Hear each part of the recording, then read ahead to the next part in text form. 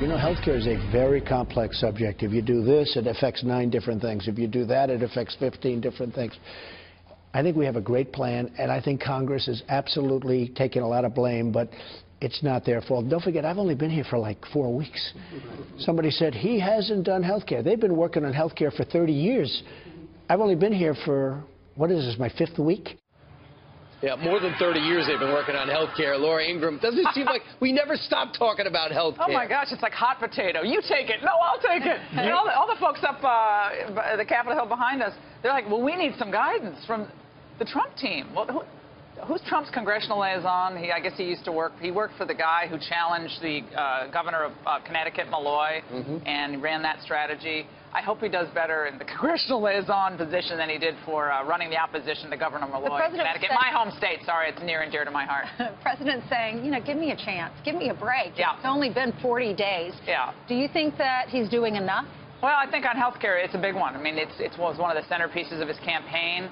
It must be explained. You have to do it. It's almost like we want President Trump to do a fireside chat, but kind of a weekly, discussion session or tutorial on these really complicated issues. Because I think once people understand, if health care is reformed right, the cost can actually drop 60 to 70% for most procedures. Sure. Right now, there's antitrust protections in for much of the healthcare industry, which frankly should be gone. Pharmaceutical companies charge way more to American consumers of prescription drugs than our OECD counterparts in Europe and so forth. All of that should be changed, but there are a lot of pressures on Capitol Hill not to change those things because of campaign contributions and the like. It's the swamp, Laura. But Trump's right. It is complicated, but, we all knew it was complicated. Sure. It's not a simple deal, but what has to happen is we have to remove the protections that allow for a lack of transparency in pricing for procedures.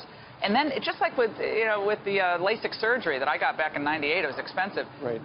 By the way, who are you? Did it work well? It's a little bright here. Could it be any brighter in the studio? By the way, I'm boiling outside. So upset with the sun. Yeah, but the cost has come down. Why? There's true competition and true transparency in pricing. That has to happen. I was looking at your Twitter, and you tweeted out on LifeSet right now. You've got a piece about Minister of Truth. Oh, my God. Stephen Miller. And you also talk about Bannon as well. They're obsessed. They're obsessed with Bannon and Miller.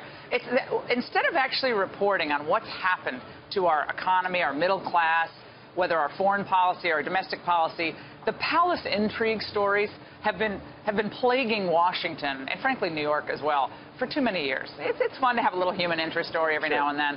But the idea that Steve Bannon and Stephen Miller are the evil forces that are keeping real reform from happening is preposterous. Both of them are working really hard. They're both really good people. They have a more economic nationalist view of things. But Trump has had that view since the late 80s. Right. And, he gave interviews in the late 80s about trade and, I believe, even immigration. With Phil Donahue. Yeah, this is not the idea of just a few, top staffers in the White House. They're extremely important, don't get me wrong. But the media always wants to create the devil. And then they're not. Then the white knight will be, Chuck Schumer. But, Laura, you've seen Steve Bannon up close. Not many people have. Yes, he's a good friend. Yeah, he's a good friend. He's dedicated. He's extremely smart. He's thinking about long-term strategy, and he's thinking about, in his office, he has a printout of all the promises, just Xerox paper of all the promises Trump made. And they're one by one. Checking them off. And there's no pictures on the walls. It's just the Xerox paper with the promises. So pretty interesting. Yeah.